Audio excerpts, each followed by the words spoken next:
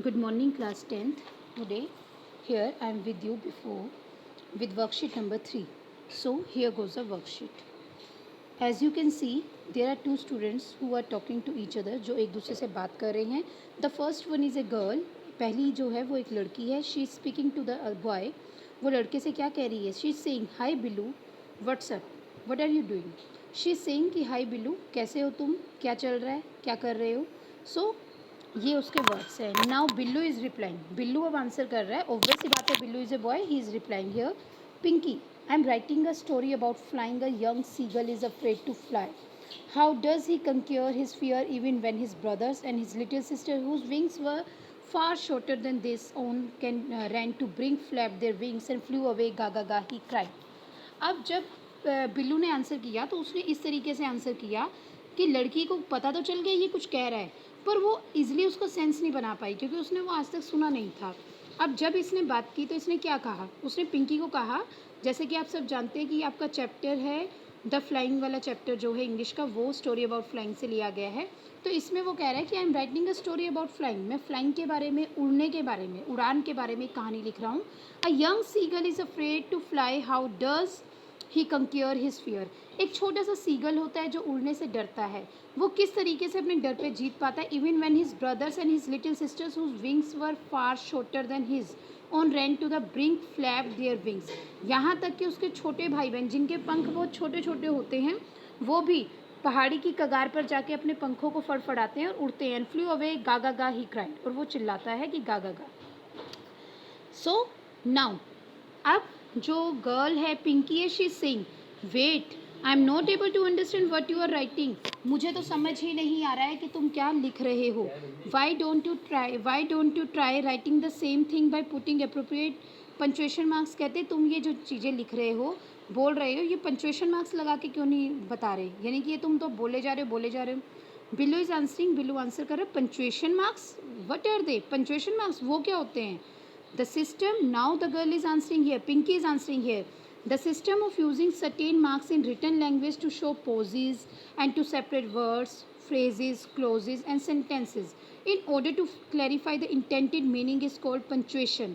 Please see the reference chart. अब वो लड़की उसको बता रही है कि एक्चुअल में होता क्या है. जब भी आप कोई लैंग्वेज यूज़ करते हो, you have to use some pauses. आप अपनी बात करने के, जब आप इंटोनेशन में बोलते हो, बात करते हो, तो आपको कुछ पोज लेने पड़ते हैं, कुछ वर्ड्स फ्रेजेस को सेपरेट करना पड़ता है, क्लोजेस सेंटेंसेस को अलग अलग लिखना पड़ता है in order to clarify the intended meaning. इस ऑर्डर में कि सामने वाले को क्या मिल जाए, उसका मीनिंग मिल जाए. It is called punctuation.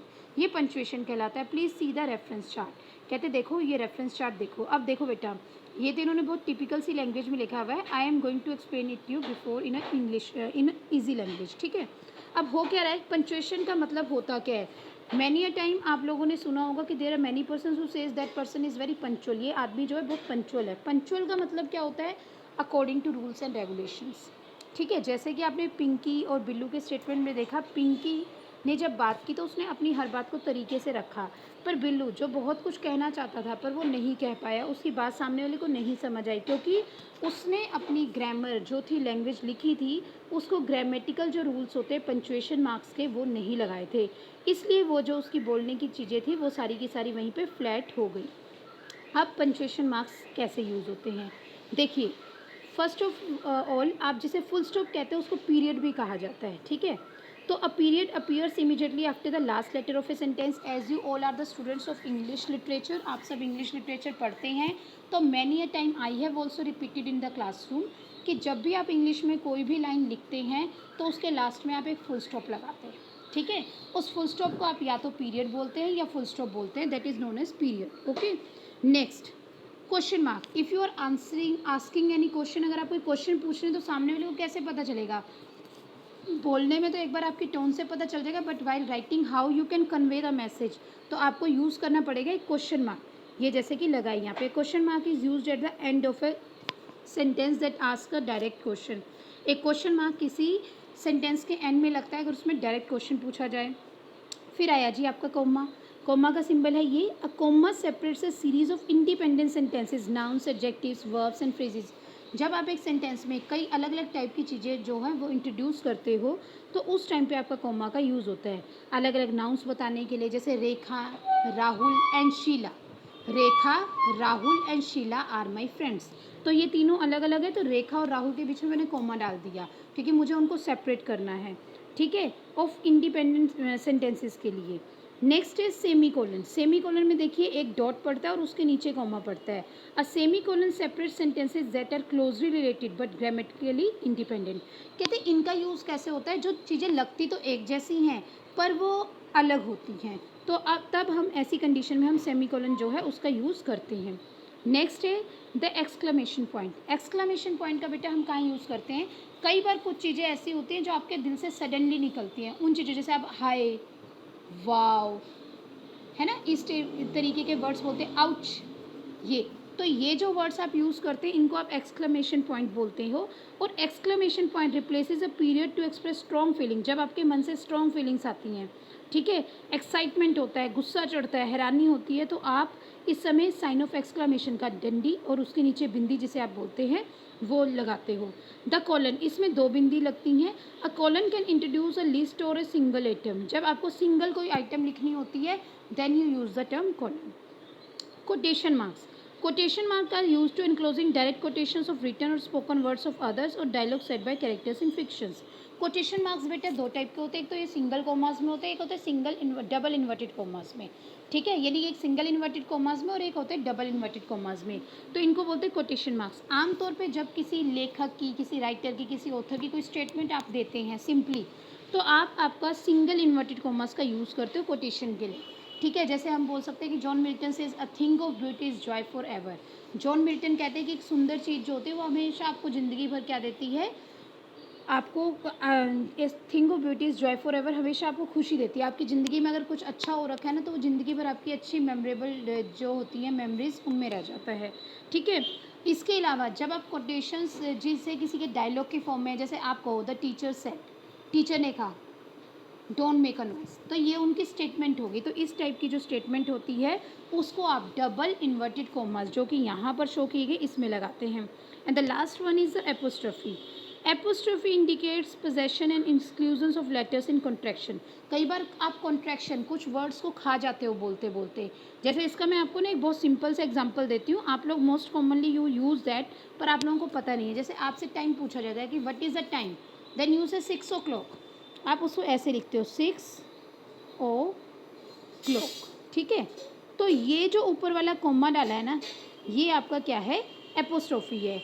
अब यहाँ पे ये ओ के ऊपर क्यों डाला जाता है, हम सब यूज़ करते हैं कि 6 o'clock, इट इज़ 7 o'clock, पर ये जो ऊपर का एपोस्ट्रोफी है ये क्या है, एक्चुअल में 6 बज रहे हैं, कहाँ बज रहे हैं, घड़ी में। घड़ी कौन सी है, क्लॉक वाली, दीवार की घड़ी है। तो किसके 6 बज रहे हैं, दीवार की घड़ी के 6 बज रहे हैं, ठीक है। तो जब आप ये बताते हो कि ये दीवार की घड़ी में 6 बज रहे हैं, तो एक्चुअल में यू वॉन्ट टू से इन इंग्लिश कि इट इज़ 6 o'clock, घड़ी के ऑफ क्लॉक जो वर्ड है उसके लिए आप लगाते हो, ठीक है। पर मोस्ट हमारा जो जब हम स्पीकिंग करते हैं वाइल राइटिंग ऑल्सो इस चीज़ को हटा दिया गया है, कॉन्ट्रैक्ट कर दिया गया, यानी ये चीज़ गायब कर दी गई है। तो आप इसकी जगह वो ऑफ हटा करके उसकी जगह ये एपोस्ट्रोफी वाला कोमा जो है वो यूज़ करते हो, ठीक है। एक और एग्जांपल देती हूँ मैं आपको, आपको बोलना है ये पेन मेरे पिताजी का है, ठीक है, तो this is my father's pen, ठीक है। या ये रेखा का भाई है, तो आपने बोलना है रेखा का भाई, तो इसके लिए आप ये नहीं लिखेंगे brother of Rekha, brother of Rekha is totally wrong in English grammar, आपको बोलना पड़ेगा रेखाज ब्रदर, रेखा एपोस्ट्रोफी एस, यानी कि रेखा का ब्रदर, रेखाज ब्रदर। हाँ, अगर आपको ये बोलना है कि मेज की टांगे, ठीक है, तब आप यूज़ करेंगे द लेग्स ऑफ टेबल, तब आप ये नहीं बोलेंगे टेबल्स ऑफ लेग, क्योंकि रूल आपका ये है कि कोई भी अगर जो ह्यूमंस हैं, ह्यूमन बींग्स हैं, उनके साथ में एपोस्ट्रोफी लगता है तो एस लग जाता है, पर कोई भी नॉन लिविंग थिंग होती है उनके साथ में आप डायरेक्टली क्या नहीं लगा सकते, एपोस्ट्रोफी नहीं लगा सकते। यानी अगर आप ये लिखते द ब्रदर ऑफ रेखा तो ये गलत होता, सही क्या होगा, रेखाज ब्रदर। पर अगर यहीं पर आप नॉन लिविंग थिंग के लिए लिखेंगे द लेग्स ऑफ टेबल तो ये सही है, और अगर आप ये लिखेंगे द टेबल्स लेग तो वो बिल्कुल गलत माना जाएगा, ठीक है। अब आ जाइए बेटा, नाउ देखिए let's insert the marks of punctuation that are missing in Billu's text. आज देखिए, अब देखिए कि बिल्लू ने क्या गलती की थी। सबसे पहले इंग्लिश का एक रूल है, फर्स्ट एंड फॉरमोस्ट रूल है कि लाइन का पहला अक्षर वो है हमेशा कैपिटल होता है। कोई भी वर्ड है उसका फर्स्ट स्टार्टिंग अक्षर जो है कैपिटल होता है। किसी का नाम यानी कि कोई भी प्रॉपर नाउन है वो भी फर्स्ट लेटर कैपिटल होता है। तो answer would be a young seagull is afraid to fly. एक यंग सीगल डरता था उड़ने से। How does he conquer his fear. उसने अपने डर पे कैसे जीत पाई। Even when his brothers and his sister whose wings were far shorter than his own ran to bring। यहाँ तक कि उसके अपने भाई बहन जिनके पंख छोटे थे उससे ran to bring वो कगार पर गए। फ्लैप देयर विंग्स उन्होंने अपने पंख फड़फड़ाए एंड फ्लू अवे और उड़ गए। क्या कहते हुए गागा गागा ही क्राइड। और उनकी लैंग्वेज में वो गागा गा बोल रहे थे और चले गए। तो this is the actual meaning. ठीक है, रिटर्न में आपको तभी समझ आता है जब वो सही तरीके से आप उसमें पंक्चुएशन मार्क्स लगाते हैं। Now go for the exercise 1। Correct the story given below by adding appropriate punctuation mark using the reference chart given below। Maurice the Martian was flying around the solar system। Morris जो Martian था वो कहते हैं उड़ रहा था solar system के आसपास। One day when he saw a strange light in front of him. एक दिन जब उसने एक अजीब सी रोशनी देखी अपने सामने। What is that he thought to himself. उसने खुद में सोचा ये क्या है। मोरिस वॉज स्केयर्ड वो डर गया। But he flew a little bit closer so that he could see it better. पर वो थोड़ा और नज़दीक गया ताकि उसको अच्छे ढंग से दिखे। हेलो उसने कहा hello. He called out but there was no reply. Suddenly a creature appeared in front of the light. पर वहाँ पे कोई भी क्या नहीं था, रिप्लाई नहीं था और अचानक से एक क्रिएचर उसके सामने आया। Boo it shouted. Poor Morris was really scared. जो उसने जैसे वो उस क्रिएचर ने कहा ना बू, मोरिस जो था डर गया। And he flew off to his home and hid under his bed. और वो उड़ चला और वहाँ से कहते कहाँ पहुँच गया, अपने घर पहुँचा और बेड के नीचे जाके छुप गया। ठीक है, अब देखिए लाइन का पहला अक्षर था मोरिस तो आपका एम कैपिटल हो जाएगा। Morris the Martian. जब भी आपकी ऐसी स्टेटमेंट दी जाती है तो उसको कॉमा से अलग किया जाता है, यानी मोरिस के बाद कॉमा आएगा, द मार्शियन के बाद कॉमा आएगा। ठीक है, और मार्शियन का हो जाएगा M capital. Morris the Martian was flying around the solar system. Solar system के इधर उधर वो उड़ रहा था। हो गया, यहाँ पे ये लाइन ख़त्म हुई है तो हमने पीरियड का इस्तेमाल किया यानी कि फुल स्टॉप का इस्तेमाल किया है। नेक्स्ट ये कह रहा है वन डे। वन डे का ओ कैपिटल हो जाएगा। One day comma when he saw a strange light in front of him. जब उसने अपने सामने एक अजीब सी रोशनी देखी। यहाँ पे लाइन ख़त्म हो रही है और कोमा लगेगा क्योंकि रुक रहे हैं।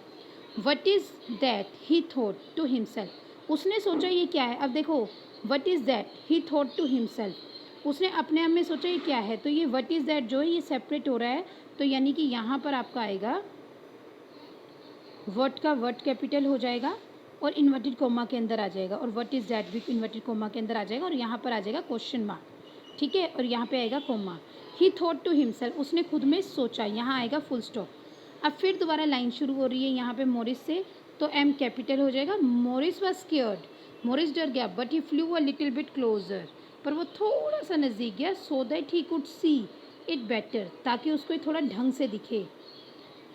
Hello he called out. अब उसने क्या कहा, अब यहाँ पे नई लाइन शुरू हो रही है हेलो। ठीक है, और यहाँ पर इसको डालेंगे आप इन्वर्टेड कोमा के अंदर। हेलो, हेलो के पीछे आएगा साइन ऑफ एक्सक्लेमेशन और इन्वर्टेड कोमा क्लोज। ही कॉल्ड आउट उसने बोला, यहाँ पे आएगा फुल स्टॉप। अब नेक्स्ट लाइन शुरू हो रही है देयर से तो देयर का टी आ जाएगा capital. There was no reply full stop. फिर नेक्स्ट लाइन स्टार्ट हो रही है और यहाँ पर आएगा सडनली का एस। ठीक है, suddenly a creature appeared in front to the of the light. अचानक से उसके सामने रोशनी से एक क्रीचर आया और उसने क्या चिल्लाया। ठीक है, इन लाइट। यहाँ पर फुल स्टॉप है। अब है बू। यहाँ पे क्या लिखा गया है बू। तो जब आप बू बोल रहे हो इसका मतलब ये नेक्स्ट लाइन आ गई है बू। इसको भी आप किस में रखेंगे, कोमास में। ठीक है, बू एक्सक्लेमेशन का साइन आएगा। Shouted it shouted. ठीक है, ये चिल्लाया तो यहाँ पे आ गया आपका full stop. Poor Morris was really scare. Poor का पी जो है वो क्या होगा, कैपिटल होगा और पुअर का पी जो है कैपिटल होगा और मोरिस का एम कैपिटल होगा। ठीक है, वॉज रियली स्केयर्ड वो ज़ोर से चिल्लाया एंड डर गया। And he flew off to his home और वो भाग गया वहाँ से, उड़ गया and hid under his bed full stop. तो आई होप सो कि आपको ये समझ आया होगा। इसको प्रैक्टिस करेंगे तो और ढंग से समझ आएगा। Thank you very